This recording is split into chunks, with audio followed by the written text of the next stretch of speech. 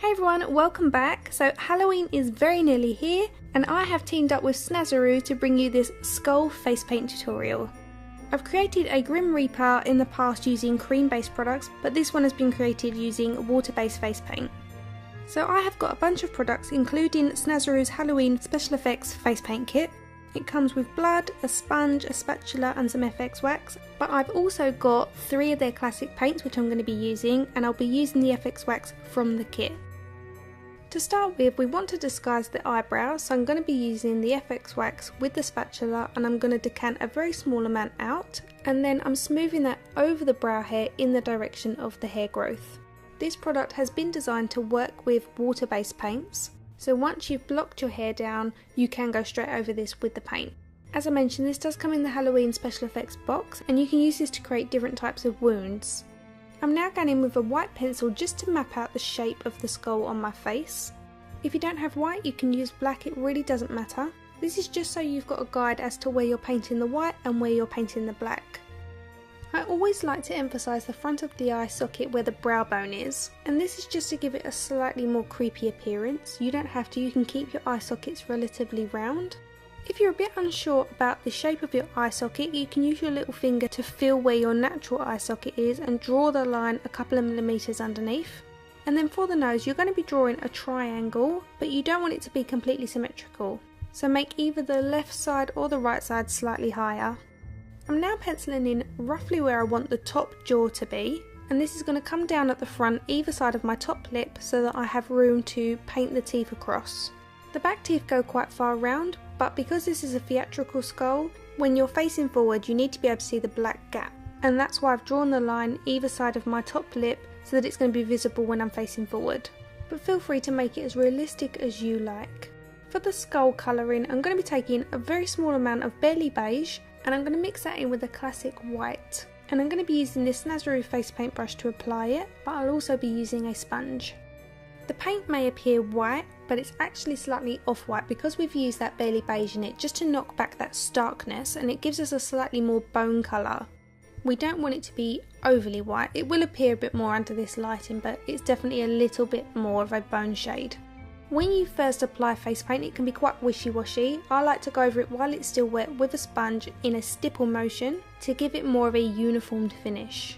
Once that first layer is dried, I'm then going to stipple over another layer of colour. This is going to enable us to get more coverage and really build up that opacity. If you're happy to use white, you could go straight in with the Snazaroo Clown White. It's definitely more of a fuller coverage and the consistency is a lot thicker. I'm using the sponge in a stipple motion over the hairs to help disguise them.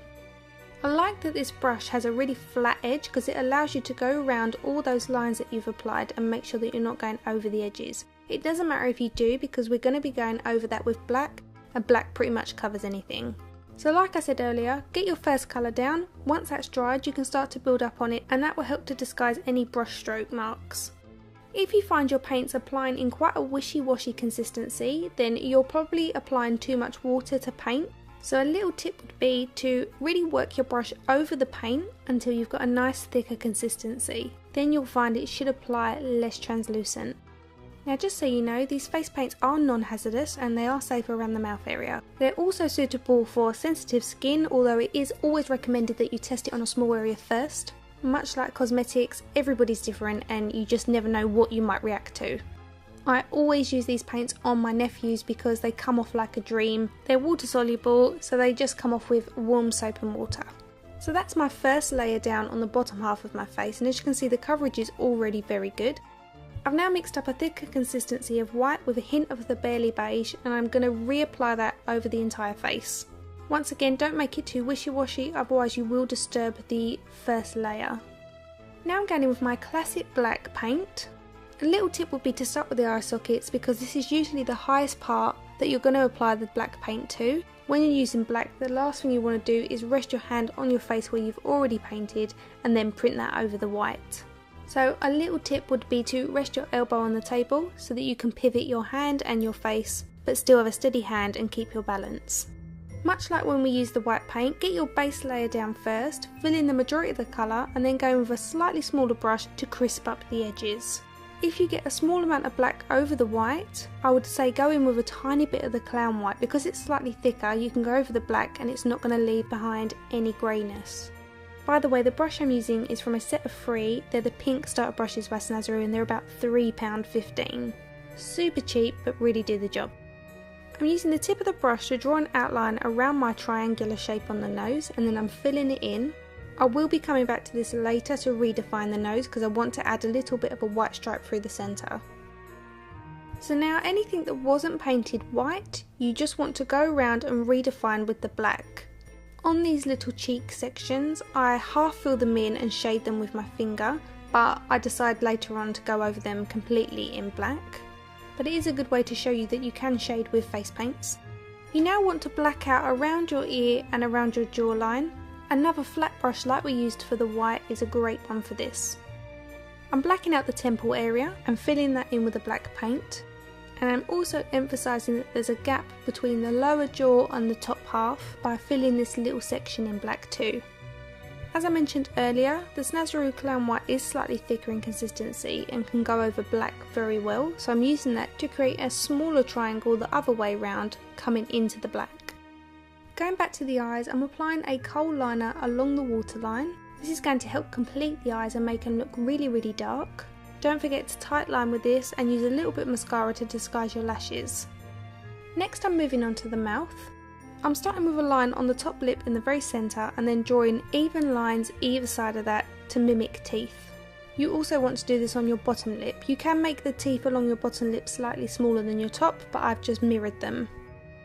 I'm going to move on to the rest of the skull and come back to the teeth in a little while. I'm now taking a black eyeshadow, any cheap black eyeshadow would do, and I'm going to tap off all the excess product in the bristles. So I've just got a very faint amount of black left on there, and using a very light hand I'm dusting that on to the brow bone and also around the sides of the forehead. If you don't use a really light hand you can disturb the paint underneath.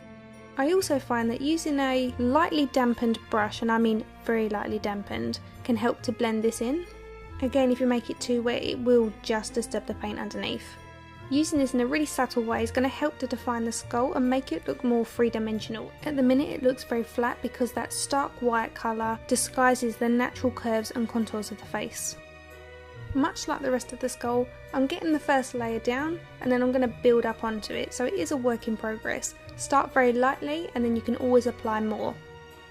I'm adding a very small amount of that to the sides of the bridge of the nose, and I'm also going to apply it around the rim of the triangle shape. Doing this just emphasises the edge of the skull, making it look like it's got a slight lip to it. We're going to do the same on the top half of the jaw, and we're also going to be doing it on the bottom jaw in a little while. I'm now redefining the very outer edges of the forehead. Adding a slight darkness to the temple area makes the front of the skull look more curved. I'm now going back to the teeth. I would definitely recommend getting a reference image up of the skulls for you to follow the teeth, but you can also lift your top lip up and just look at your own to give you an idea of placement. Teeth have a very long root to them, that's why we draw them up the top of the lip and then shade in between each tooth to give the illusion that they are three-dimensional. I was going to paint in some extra back teeth into this little section here, but I decided to paint it black. Straight on it's definitely more effective. But once again, steps are definitely optional, and if you have the time and you feel like it will look better, you can go in and paint extra teeth around that back section. Going back to my black paint, I'm now going around each individual tooth, creating a slight contour to it, and then I'm going in with a small amount of white paint to add a bit of highlight to each tooth. Snazaroo have such a wide range of colours, so if you wanted you could go in with some other shades to give the teeth a bit of colour, obviously depending on the character and theme of your skull. Going back to my fluffy brush and a very small amount of the cheap black eyeshadow, I'm working that on the bottom half of the jaw. And you can see when I've got my head to the side now, it's definitely taking shape and looks a lot more three-dimensional. Now all the elements of the skull are complete, it's just about redefining them. So I'm going back in with the eyeshadow on the outer edges just to make that a little bit darker. Remember, if you're going out trick-or-treating or if you're going to a party and it's going to be quite dark, you're going to lose a lot of this, so you want it to be dark enough that it's still visible. A little finishing touch to the face is to add a few cracks to the skull. Try not to make them too symmetrical. You can do a couple that branch off of each other and then some singular cracks. Again, rest your arm on the table so that you can balance. I'm adding a very small amount of shading around each crack, again optional. Now if you're wearing a costume on your bottom half, that's great, but sometimes your neck's still visible, so just go in and paint in your vertebrae. I definitely didn't worry about taking my time with this section, I just got it done because once the wig's on it's not that visible, but you can really go to town with it. Then to finish off the look, I added this beautiful headpiece that I got from Rock and Rose. This is their Martha Rose crown and I think it works so well with a skull look. And I did try a black wig with it, but I just think that the purple just gives it a really beautiful finish, especially against the creamy tone of the rose crown. Everything I've used will be linked in the description bar for you. Be sure to check out the Snazaroo Halloween face paint kits, and as I said before, they have an array of classic face paints to choose from. I really hope you love it as much as I did creating it for you. Please give the tutorial a thumbs up if you enjoyed it. Hit subscribe if you haven't already done so, and if you've missed my previous Halloween tutorials, the playlist is on screen. And if you want to follow me outside of YouTube, my social handles are also on screen. Thank you so much for watching, and I'll see you again soon. Bye!